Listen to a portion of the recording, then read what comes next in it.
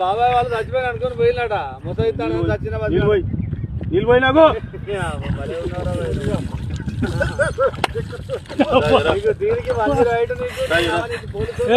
ఎందుకు పన్న వాళ్ళ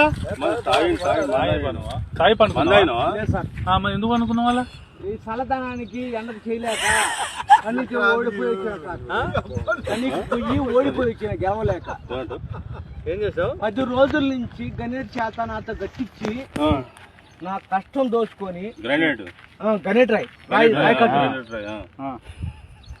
నాకు అంటే డబ్బులు ఇచ్చారు కానీ క్షమ